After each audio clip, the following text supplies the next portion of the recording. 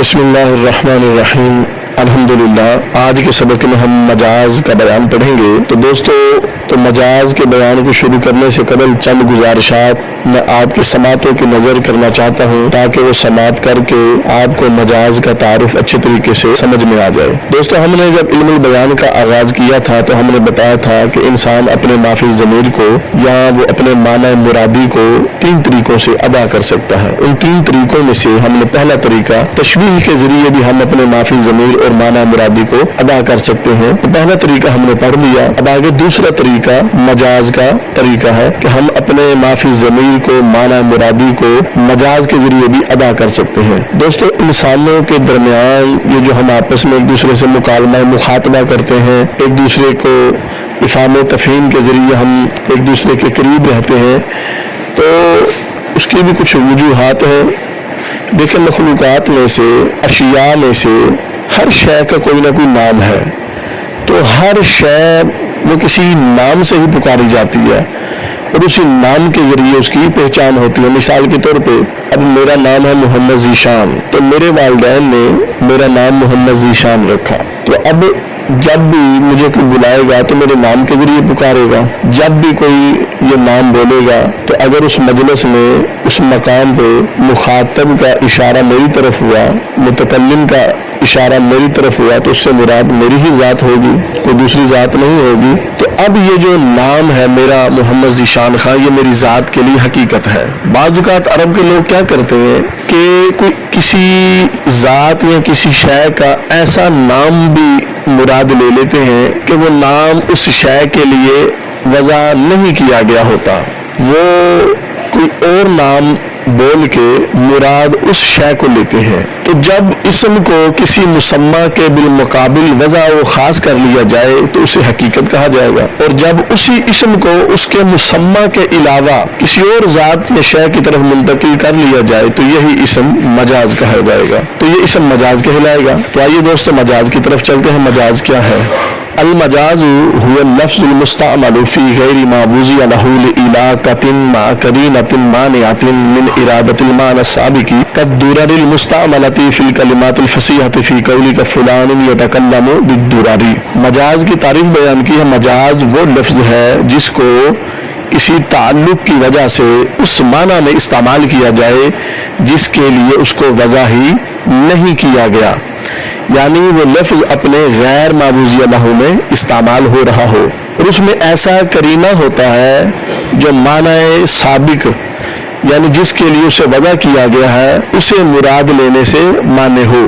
جیسے لفظ درر ہے، فلان یتکلم بالدراری، تو کسی نے کہا کہ فلاں شخص کے منہ سے موتی جھڑ رہے ہیں، فلاں شخص جب کلام کر رہا تھا، بات کر رہا تھا تو اس کے منہ سے موتی جھڑ رہے ہیں۔ فإنها مستعملة في غير ما وضعت له إذ قد وضعت في الأصل للآل الحقيقية ثم نقلت إلى الكلمات الفصيحة لعلاقة المشابهة بينهما في الحسن والذي يمنع من إرادة المعنى السابق والذي يمنع من إرادة المعنى الحقيقي قرینۃ یتکلم۔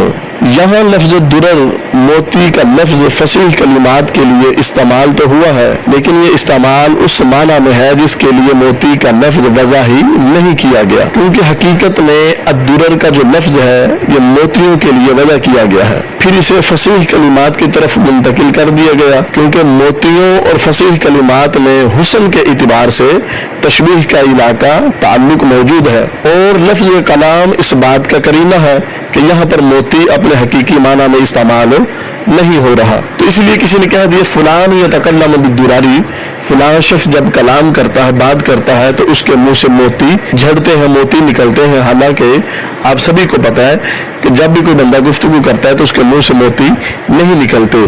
تو موتیوں کے درمیان اور فصیح کلمات کے درمیان حسن کا علاقہ ہے، مشابہت کا جو علاقہ ہے وہ ہے حسن، تو اس لیے مجازن لفظ درر کہہ دیا۔ دوسری مثال دیکھیے، وکل اصابع المستعملۃ فی الانامل فی قولہ تعالی یجعلون اصابعهم فی آذانہم فإنها مستعملۃ فی غیر ما وضعت له لعلاقة ان الانملۃ جزء من الاصبع فاستعمل الکل فی الجزء وقرینۃ ذلك अन्नहु ला युमकिनु जअलुल असाबि बितमामिहा फिल आज़ानी। दूसरी मिसाल दे रहे हैं कि लफ्ज़ असाबे जो अनामिल के माना में इस्तेमाल हो रहा है, अल्लाह अज़्ज़ व जल का फरमान है यजअलूना असाबिअहुम फी आज़ानिहिम, वो लोग अपने कानों में अपनी उंगलियां डालते हैं। तो ये लफ्ज़ अपने गैर मावूज़ी लहू में इस्तेमाल हो रहा है, क्योंकि असाबे का लफ्ज़ उंगलियों के लिए वज़ा किया गया है, पोरों के लिए वज़ा नहीं किया गया।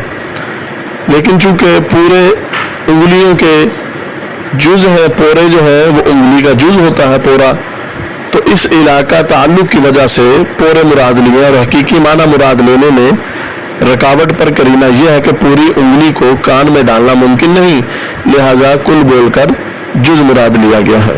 आगे वल मजाज़ु इन कानत इलाकतुहुल मुशाबहतु बैनल मानल मजाज़ी वल मानल हकीकी कमा फिल मिसालिल अव्वल युसम्मा इस्तिआरतुन व इल्ला फमजाज़ुन मुरसलुन कमा फिल मिसालिल सानी। इस्तिआरा और मजाज़े मुरसल में फ़र्क बयान कर रहे हैं। अगर मजाज का इलाका माना मजाजी और माना हकीकी के दरमियान मुशाबहत का हो, जैसा कि पहली मिसाल में लफ्ज़ दुरर और फसीह कलिमात के दरमियान मुशाबहत का इलाका है कि फसीह कलिमात भी खूबसूरत होते हैं और दुरर मोती भी खूबसूरत होते हैं, तो दोनों में मुशाबहत का इलाका है। और जब दोनों में मुशाबहत का इलाका हो तो उसे इस्तिआरा कहेंगे। अगर माना हकीकी और माना मजाजी के दरमियान मुशाबहत का इलाका ना हो, जैसे दूसरी मिसाल में अल्लाह अज़्ज़ व जल ने फरमाया यजअलूना असाबिअहुम फी आज़ानिहिम, के वो लोग अपने कानों में उंगलियां डालते हैं। तो दोस्तों आपको भी पता है कि कान में उंगली नहीं डाली जाती, तो यह मुराद है अनामिल। अनामिल अनमिला की जमा है, और कान में तो पोरे डाले जाते हैं, पोरे ठूसे जाते हैं, तो चूँकि पोरे जो है ये उंगली का जुज़ है, तो यहाँ पर कुल बोल के जुज़ मुराद लिया गया है, तो इसे कहेंगे मजाज़े मुरसल। आगे इस्तिआरा की तारीफ है, अल इस्तिआरतु हिय मजाज़ुन इलाकतुहुल मुशाबहतु कक़ौलिही तआला किताबुन अंज़लनाहु इलैका लितुख़रिजन नास मिनज़्ज़ुलुमाति इलन नूर ऐ मिनद्दलाल इलल हुदा फ़क़द इस्तुअमिलतिज़्ज़ुलुमातु वन्नूरु फ़ी ग़ैरि मअनाहुमुल हक़ीक़ी वल इलाकतुल मुशाबहतु बैनद्दलाली वज़्ज़लामी वल हुदा वन्नूरी वल करीनतु मा क़ब्ला ज़ालिका। इस्तिआरा की तारीफ, इस्तिआरा वो मजाज होता है जिसमें तशबीह का इलाका हो, जैसे अल्लाह अज़्ज़ व जल का फरमान ज़ीशान है किताबुन अंज़लनाहु इलैका लितुख़रिजन नास मिनज़्ज़ुलुमाति इलन नूर, ऐ महबूब, ऐ हबीब, ये किताब हमने आपकी तरफ इसे नाजिल किया है ताकि आप लोगों को अंधेरों से रोशनी की तरफ निकालें। ऐ मिनद्दलाल इलल हुदा, यानी गुमराही से हिदायत की तरफ निकालें।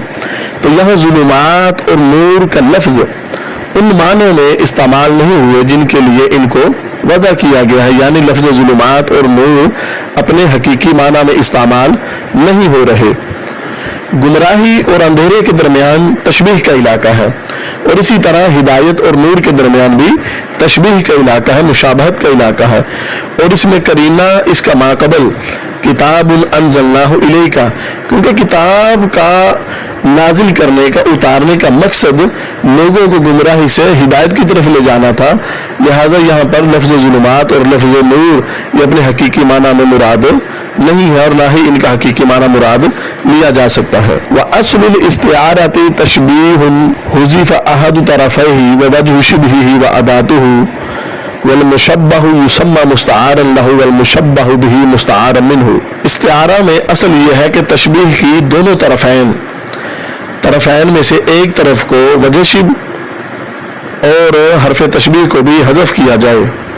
मुशब्बह को मुस्तार लहू और मुशब्बह को मुस्तार मिन्हु कहते हैं। फ़फ़ी हाज़ल मिसाल मुस्तार लहू हुवा दलाल वल हुदा वल मुस्तार मिन्हु हुवा मा'न ज़लाम वन नूरी व लफ़्ज़ ज़ुलुमात वन नूरी युसम्मा मुस्तार। मुशब्बह को मुस्तार लहू और मुशब्बह बिही को मुस्तार मिन्हु कहते हैं। तो इस मिसाल में मुस्तार लहू जो है वो गुमराही और हिदायत है, और मुस्तार मिन्हु अंधेरे और नूर का हकीकी माना है, और लफ्ज़ ज़ुलुमात और लफ्ज़ नूर को मुस्तार कहा जाता है। दोस्तों इस्तिआरा दरअसल तशबीह का दूसरा नाम है। مگر یہ تشبیہ کے مقابلے میں زیادہ بلیغ ہے اور اختصار اس طرح کیا جاتا ہے کہ تشبیہ کے 4 ارکان میں سے یعنی طرفین میں سے کسی ایک کو اور وجہ شبہ اور ادات تشبیہ کو حذف کر دیا جاتا ہے اور طرفین میں سے کسی ایک کو باقی رکھا جاتا ہے۔ اور استعارہ کے 3 ارکان ہیں، یعنی ایک مستعار منہ یعنی مشبہ بہی یا ذات مشبہ بہی، دوسرا مستعار لہو یعنی مشبہ یا ذات مشبہ، ان دونوں کو مستعار کے طرفین بھی کہا جاتا ہے۔ تیسرا رکن مستعار ہے، یعنی وہ لفظ جو معنی حقیقی سے معنی مجازی کی طرف منتقل کیا گیا ہے۔ آگے استعارے کی 3 تقسیمات ذکر کی جا رہی ہیں۔ پہلی اور دوسری تقسیم کے ماتحت 3 قسمیں ہیں اور دوسری کے تحت 2 قسمیں ہیں۔ وتنقسم الاستعارة إلى مصرحة وهي ما صرح فيها بلفظ المشبه به كما في قوله فأمطرت لؤلؤا من نرجس وسقت وردا وعدت على العناب بالبرد فقد استعار اللؤلؤ والنرجس والورد والعناب والبرد للدموع والعيون والخدود والانامل والاسنان۔ استعارہ کی طرفین کے اعتبار سے 2 قسمیں ہیں، ایک استعارہ مصرحہ اور ایک استعارہ مرشحہ۔ استعارہ مصرحہ کسے کہتے ہیں؟ جس میں مشبہ بہی کے لفظ کی صراحت کی گئی ہو، یعنی جس میں مشبہ بہی کا جو لفظ ہے وہ ذکر کیا گیا ہو، جیسے کہ شاعر کا قول ہے فَأَمْطَرَتْ لُؤْلُؤًا مِّن نَرْجِسٍ وَسَقَتْ وَرْدًا وَعَدَّتْ عَلَى الْعُنَّابِ بِالْبَرَدِ۔ پس اس محبوبہ نے نرگس آنکھ سے موتیوں کی آنسوؤں کی بارش برسائی اور اس سے گلاب کے پھول رخساروں کو سیراب کیا اور بابونہ پھول یعنی انگلی کو اولے دانت سے کاٹا۔ اس شعر میں شاعر نے موتی، نرگس، گلاب، عناب اور اولوں کو بالترتیب آنسوؤں سے، آنکھوں سے، رخساروں سے، انگلیوں کے پوروں سے اور دانتوں کے لیے استعارتاً استعمال کیا ہے، لیکن آنسو مشبہ ہیں اور موتی مشبہ بہی ہے، آنکھ مشبہ ہے اور نرگس مشبہ بہی ہے۔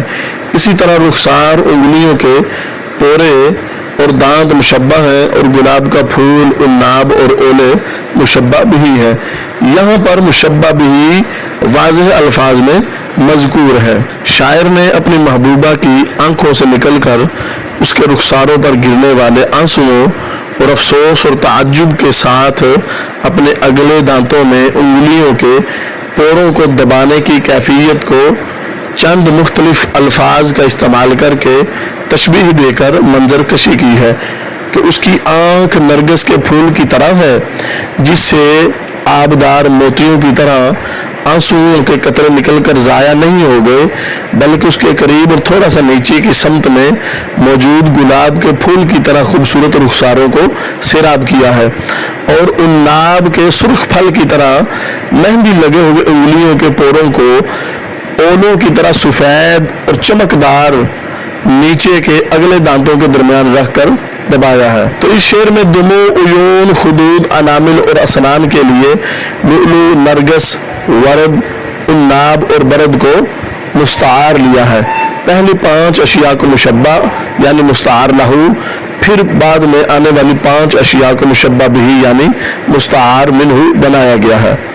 پھر تمام مشبہ کو حذف، صرف مشبہ بہی یعنی مستعار منہ کے ہی الفاظ کو ذکر کیا گیا ہے، اور ہر وہ تشبیہ جس میں صرف اور صرف مشبہ بہی کے لفظ کو ذکر کیا جائے تو وہ استعارہ مصرحہ یا تصریحیہ کہلاتی ہے۔ دوسری قسم وَإِلَى مَكَانِيَّةٍ وَهِيَ مَا حُذِفَ فِيهِ الْمُشَبَّهُ بِهِ وَرُمِزَ إِلَيْهِ بِشَيْءٍ مِّن لَوَازِمِهِ كَقَوْلِهِ تَعَالَى وَاخْفِضْ لَهُمَا جَنَاحَ الذُّلِّ مِنَ الرَّحْمَةِ فَقَدْ اسْتَعَارَ الطَّائِرَ لِلذُّلِّ ثم حذفه ودل عليه بشيء من لوازمه وهو الجناح۔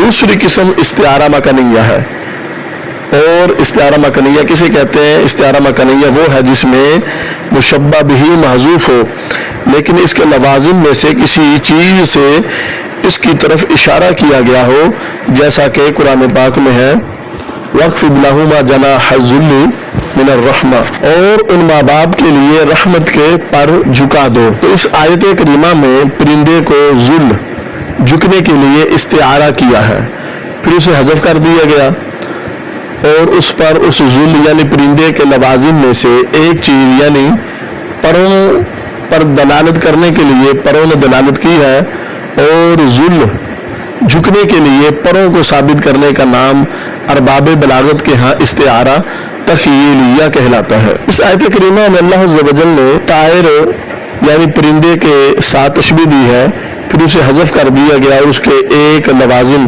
یعنی لوازم سے مراد وہ چیز جو اس کا ایک جز ہے، یعنی وہ جناح بازو کے ذکر کے ذریعے اس کی جانب اشارہ کر دیا گیا ہے۔ تو عاجزی اور انکساری کے ساتھ پرندے کے ساتھ اس لیے تشبیہ دی گئی ہے کہ جس طرح پرندہ جب کسی پر حملہ آور نہیں ہوتا تو اس وقت وہ اپنے بازوؤں کو پروں کو سکیڑ لیتا ہے، اپنے بدن کے ساتھ ملا لیتا ہے۔ اللہ فرماتا ہے ایسے ہی ایک بیٹے کو بھی چاہیے کہ اپنے والدین کے سامنے تکبر، غرور اور سینے کو چوڑا نہ کرے، بلکہ عاجزی انکساری کرتے ہوئے اپنے کندھوں کو جھکا لے اور اس کا سر اور سینہ دونوں بھی جھکے رہے۔ الغرض اللہ عز و جل نے دل کے ساتھ جوارح کے ذریعے تواضع عاجزی کرنے کا حکم دیا ہے تاکہ مبالغہ کا معنی پیدا ہو جائے، اور ہر وہ تشبیہ جس کے مشبہ بہی کے کسی لازم کو ذکر کر کے مشبہ بہی کی جانب اشارہ کر دیا جائے پھر اسے حذف کر دیا جائے تو اسے استعارہ مکنیہ یا استعارہ بالکنایہ کہیں گے۔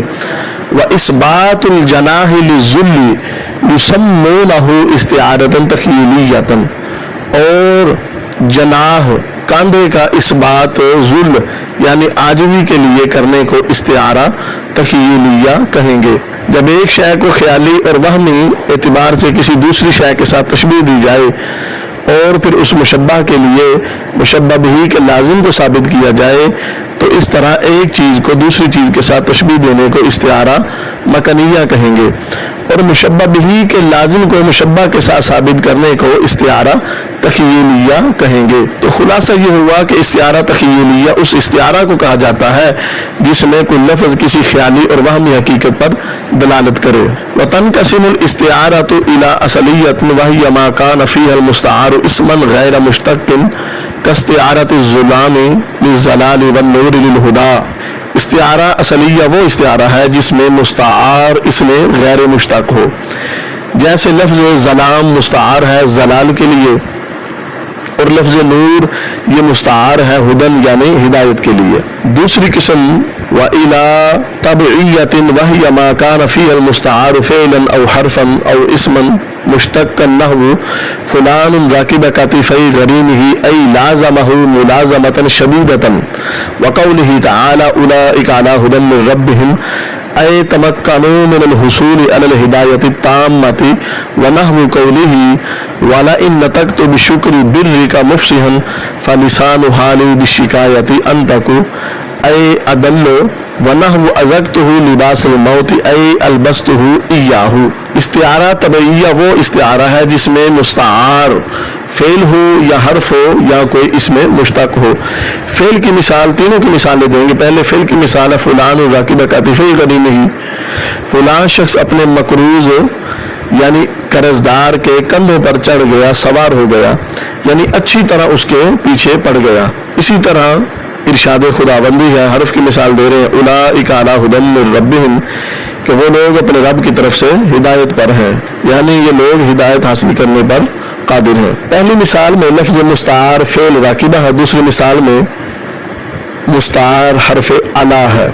اس میں مشتق کی مثال والا ان نطقت بشکر برک مفصحا، قسم بخدا اگر میں تیرے احسان کا شکریہ اپنی زبان سے صاف صاف کر کے بیان کروں، فلسان حالی بالشکایت انطق، تو میری زبان حال اس سے بھی زیادہ شکایت کرنے والی ہے۔ تو اس میں لفظ انطق اس میں تفضیل ہے، مستعار ہے جو کہ اس میں مشتق ہے۔ اسی طرح ازقتہ لباس الموت، میں نے اسے موت کے لباس سے کہا، اے البستہ یعنی میں نے اسے پہنایا۔ وتنقسم الاستعارۃ الی مرشحۃ وہی ما ذکر فیہا ملائم المشبہ بہ نحو اولئک الذین اشتروا الضلالۃ بالہدی فما ربحت تجارتہم، فالاشتراء مستعار للاستبدال وذکر الربح والتجارۃ ترشیح۔ استعارہ کی مزید تقسیم بیان کر رہے ہیں، اور استعارہ پھر تقسیم ہوتا ہے ملائم کے ذکر یا حذف کے اعتبار سے استعارہ کی ایک اور تقسیم بیان ہو رہی ہے۔ استعارہ مرشح کی طرف منقسم ہوتا ہے۔ استعارہ مرشح کسے کہتے ہیں؟ استعارہ مرشح وہ استعارہ ہے جس میں کوئی ایسا لفظ ذکر کر دیا جائے جو مشبہ بہ کے مناسب ہو، جیسے اللہ فرماتا ہے اولئک الذین اشتروا الضلالۃ بالہدی فما ربحت تجارتہم، کہ یہ وہ لوگ ہیں جنہوں نے ہدایت کے بدلے گمراہی کو خریدا، سو ان کی تجارت نے ان کو کسی قسم کا نفع نہ دیا۔